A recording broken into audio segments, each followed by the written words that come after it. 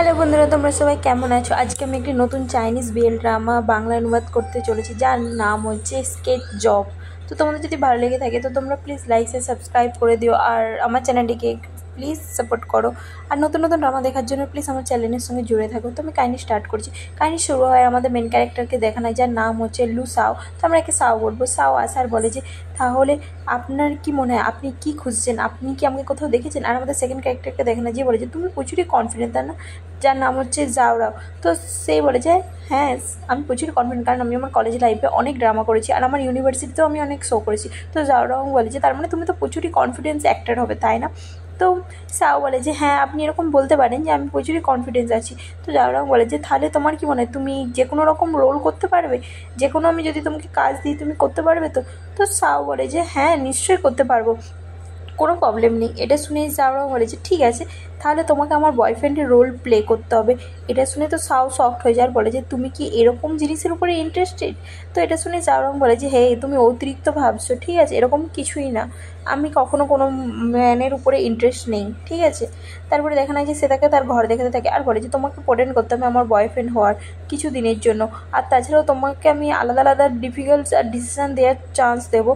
তুমি যদি এর মধ্যে ফেল হয়ে যাও তাহলে আমাদের জন্য খুবই প্রবলেম হয়ে যাবে, আমরা দুজনে ডেঞ্জারে পড়ে যেতে পারি, তুমি বুঝতে পেরেছো? এটা শুনে সাও বলে যে ও, আমি বুঝতে পেরেছি, এটা কোনো মুভির সিনের মতন হয়ে যাচ্ছে, তাই না? তুমি বলতে চাইছো যে কিং অফ কমেডি এরকম কিছু একটা হচ্ছে, তাই তো? লাইক 007। তো সে এরকম বলে সাও, আর বলে যে তুমি বুঝতে পেরেছো, তাই তো? তো জাওরাং বলে যে তুমি যদি এইভাবে বুঝতে চাও তো সেইভাবেই বুঝো। আর জাওরাং বলে যে আমাদের কন্ট্যাক্ট চলাকালীন তোমাকে সব আর্গুমেন্ট ফলো করতে হবে, ঠিক আছে? কোনো রকম কিছু ফেল হওয়া যাবে না, তোমাকে সব সময় আমার কথা শুনতে হবে আর তোমাকে আমার ডিসিশানগুলোকে ফলো করতে হবে, তুমি বুঝতে পেরেছো? তো সাও বলে যে আমার মনে হয় আমার একটা কন্ডিশান আছে, যদি আমি সব ডিসিশান ফলো করি আমার মনে হয় আমাদের এইগুলো ইকুয়ালিটি বাটা উচিত, তোমাকেও সব কিছু ফলো করতে হবে। তো জাওরাং বলে যে আমি যা প্রেয়ারটা দিচ্ছি তোমাকে, তো তো এটার জন্য ঠিকই আছে। তো সাও বলে যে ঠিক আছে, আমরা ডিটেলস ডিসকাস করে নিই। তো জাওরাং বলে যে তুমি এখানে দুটো রুম আছে, তো দুটো রুমের মধ্যে তুমি একটা গেস্ট রুমে ঘুমিয়ে পড়বে, বাট তুমি তোমার জিনিস ওখানে রাখতে পারবে না, তুমি বুঝতে পেরেছো? তো সাও বলে যে হ্যাঁ, আমি বুঝতে পেরেছি, কারণ যেহেতু আমরা বয়ফ্রেন্ডের রোল প্লে করছি তো কেউ যদি দেখে নেয় যে আমি অন্য রুমে শুচ্ছি তো প্রবলেম হয়ে যাবে। তো সাও বলে যে হ্যাঁ, তুমি বুঝতে পেরেছো, কিন্তু প্রচুরই কথা বলো আর আমার বেশি কথা বলা পছন্দ নয়। এটা শুনে সাও তার মুখ বন্ধ করে নেয়। তারপরে সে বলে যে আর হ্যাঁ, পার্টি বিকে সবসময় কন্ট্যাক্ট ফলো করতে হবে। জাওরাও বলে যে আর তোমাকে আমি দুটো কোশ্চেন জিজ্ঞাসা করার চান্স দেবো। এটা শুনে সাও বলে যে আচ্ছা ঠিক আছে, আমাদের কাজ কবে থেকে স্টার্ট হবে? তো জাওরাং বলে যে আমি যবে ডিসাইড করবো। তারপরে আবার সে জিজ্ঞাসা করে সাও যে কবে শেষ হবে? তাতেও জাওরাং বলে যবে আমি ডিসাইড করবো। তারপরে সে আরও কিছু জিজ্ঞাসা করতে হবে, বাট জাওরাং বলে যে তোমার দুটো কোশ্চেন শেষ হয়ে গেছে, তো সেই জন্য তোমাকে আর কিছু কোশ্চেন করা যাবে না। আর সাও বলে যে আরেকটা মোস্ট ইম্পর্টেন্ট কোশ্চেন আছে। এটা শুনে সে বলে যে হ্যাঁ, কী? তো কল বলে যে কে আমাদের মধ্যে টপ আর কে বটম? এটা শুনে জাওরাং বলে যে পরে ভেবে নেবো। তারপরে দেখানো হয় যে যেখানে তারা বসে থাকে রাত্রেবেলা, সাও বলে যে আমার কিছু কোশ্চেন আছে। জাওরাং বলে যে যদি এই কন্ট্যাক্ট রিলেটেড হয় তাহলে জিজ্ঞাসা করো। তো সাও বলে যে আমার কাছে কিছু কোশ্চেন আমি যেগুলো জিজ্ঞাসা করতে চাই, যে তোমার জোডিক সাইন বা ব্লাড টাইপ কী, যেগুলো চাইনিজ এগুলো প্রচুর মেনটেন্স করে। তো জাওরাং বলে যে কি তুমি ওয়েস্ট করছো তোমার 2 মিনিট এইসব কোশ্চেন করে, এইসব কোশ্চেন করার দরকারই কি তোমার?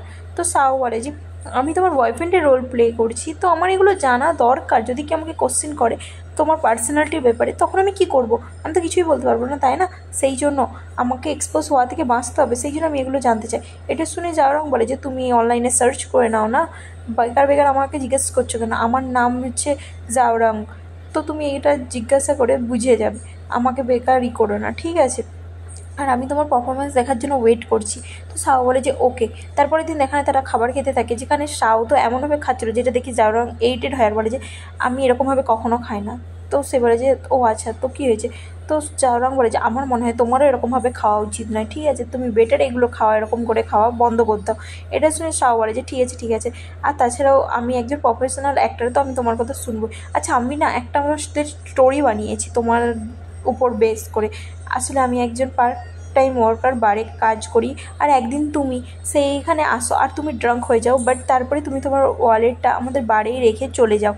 তুমি চলে যাচ্ছিলে কিন্তু তারপরে সেখানে প্রচুর স্নো হচ্ছিলো রাস্তায়, আমি তোমার পিছনে ছুটে যাই, তুমি কিছুই জানো না, তুমি একলা রাস্তায় স্নোর মধ্যে হাঁটছিলে, আমি তোমার পিছনে ছুটে আসি, আর তারপরে আমাদের একে অপরের দিকে তাকানো হয়, আর যেখানে আমরা একে অপরের দিকে তাকিয়ে থাকি যেন আমাদের কাছে এই পুরো দুনিয়াটা কিছুই নয়, জাস্ট তুমি আর আমি।